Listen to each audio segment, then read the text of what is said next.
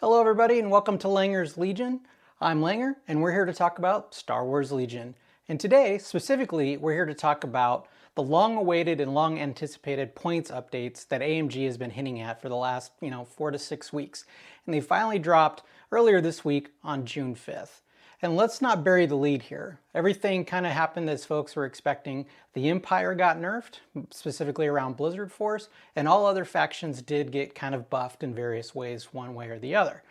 And we'll get into a high-level summary of each of those kind of points changes in this video. And let's start with the Rebels. The Rebels needed a lot of help, as they're probably one of the least used factions that you see around the tournament circuit, or maybe in your local LGS, other than for folks that are playing for fun. Which is great, of course. But the rub on the Rebels is they're kind of squishy. They're pretty easy to wipe off the table compared to how their points cost or how you actually build out that army. So with that, AMG did address some of that with kind of point changes across the board. But some of the high-level ones we'll start with, like Commander Luke did receive a 10-point reduction. The Land Speeder received a 5-point reduction, as well as its Ion Cannon upgrade received a reduction as well. The Tauntauns, ever popular for that melee combat, did receive a point reduction of 5 points as well. And then Lando Calrissian, who I don't have any experience with and actually really ever seen on the table, but he did get a point reduction around 10 points. Gar, and let's talk about Gar changes. While a very popular faction, Gar did receive some buffs as well. The summary of the changes here is the ARC unit itself lost 6 points. Padme and Rex saw a 5-point deduction, so for your commanders and operatives. And then the Infantry Support Platform, or the ISP, saw a 15-point reduction across the board for all of its weapon upgrades. So that's the beam, the blaster cannon, and the missiles. Separatist Alliance received some on some of the droids themselves, but more specifically on the commander sides, you've got Grievous, Dooku, as well as the super tactical droid, all seeing a 5-point discount. So you might see more of what I refer to as the Dukes and the Greaves on a table near you pretty soon. And then, of course, last but definitely not least, and the one that kind of got hit with the nerf hammer for the most part, we're talking about the Empire and Blizzard Force. The Empire, since Blizzard Force came out, and even with the Dark Troopers a few months ago, definitely kind of the meta in the scene. If you're, if you're playing in competitive, or if, you're just playing with your buddies and you're playing to win, these are definitely also the top showing, at events. And this is some numbers that I pulled from a blog post by Fifth Trooper. Thank you for putting this together, folks. At Adepticon for the Legion World Champions in 2023, just a few months back. On day one, the Empire did see a 53% usage rate across all players. So, over half was one faction, and then the other factions kind of made up that other 47%. Day two, though, so folks that advanced to the later rounds, the Empire saw a 66% usage rate. And again, that's that Blizzard Force, Dark Trooper breakdown. And then finally in the top 8, for going into the finals, 6 out of the 8 top units ran Empire, with the other 2 spots going to Mercenaries and Gar. And the championship game between the Mercenary unit, who I forgot her name, but she ran the Pink Suns, as they called it, against a Blizzard Force squad, was a great match and a great game to watch. And I'll put a link to that recording in the description below. But to the point changes. So these are definitely more Blizzard Force specific, with the Stormtrooper Heavy Response unit, so the HRUs, which is the unit for Blizzard Force that allows you to take 2 heavy units in your Stormtrooper units. That saw a 10-point increase for the unit. One of my favorite, the Ruthless Ruthie Commander, she saw a 5-point increase in her unit cost.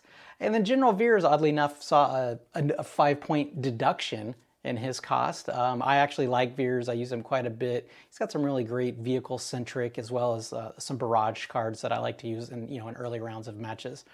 And then, of course, the Dark Troopers, plus 5 points for their frag launcher and a plus 7 on their assault cannons. So those are already pretty expensive units. They're going to be more expensive. So maybe you'll see less of those on the tabletop near you pretty soon. And then one thing that really kind of jumped out was there was a change to force choke from a points perspective. Force choke went up 5 points, so from 5 to 10 on the upgrade card, which is a big deal as a primary Empire player. Love Vader. I use force choke quite a bit, but there's some other changes that they made that we'll get into in a moment. So that kind of covers it from the points perspective. But additionally, AMG just yesterday sent out a tweet, and they did some errata and some rule changes that I don't think folks were really expecting to kind of come out along with the point changes. So a little bit of a surprise here, but hint, most of these changes aren't good for the Empire or for Blizzard Force users. So if you download the new rule change document, it's kind of hard to see which ones have been updated, but you just kind of have to scroll through and look for anything that's got kind of a blue text. That's the easiest way to find what has changed, and there was only a couple. One of the first ones I found on page 34 was for the promote scenario, and I'm just going to read this directly, so I'm going to have to look off screen. But it says, if all of players' units are defeated and they do not control a unit with the field commander keyword with a commander token, starting with the player with priority, players must promote a unit leader from their troops' units to change its rank and become a unit.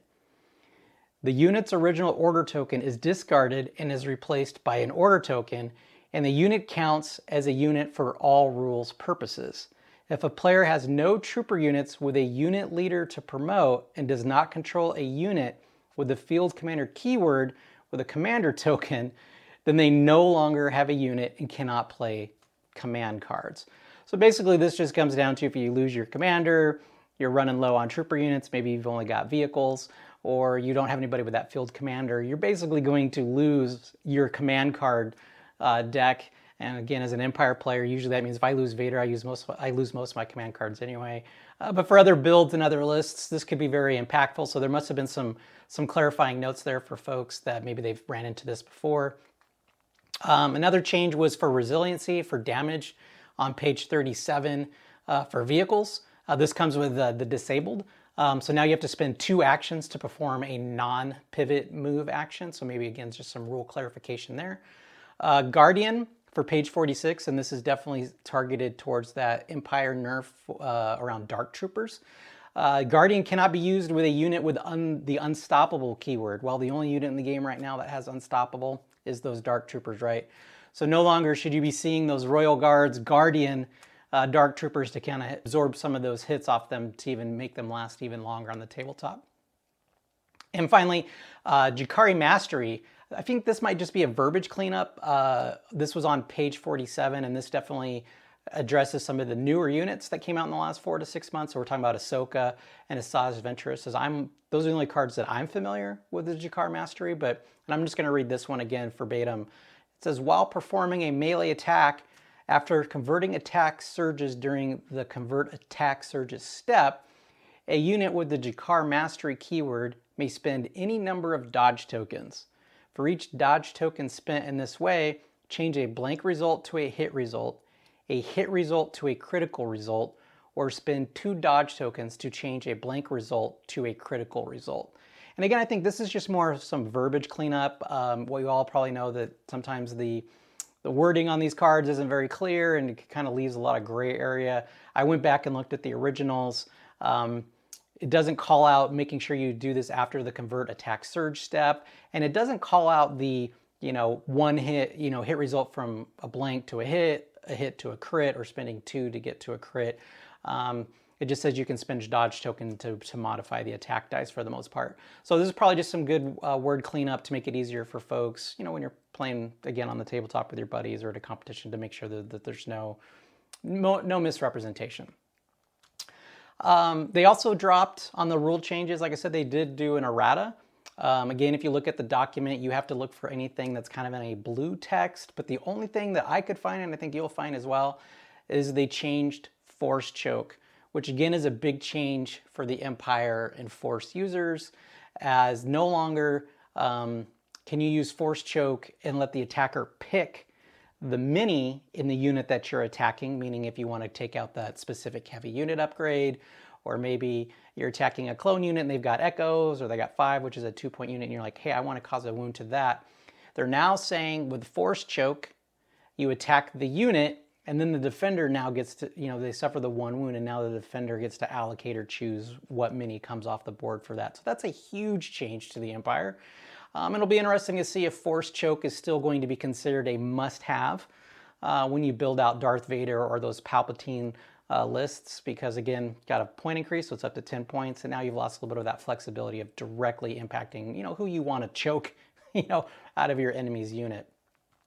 And then finally, we do have some Blizzard Force rule changes as well. The main key thing here is Op Vader is out. You can no longer use Op Vader in your list, and Command Vader is in. And this is a huge change. Commander Vader, while great, good unit, Op Vader, in my opinion, probably the best, if not one of the best units in the game.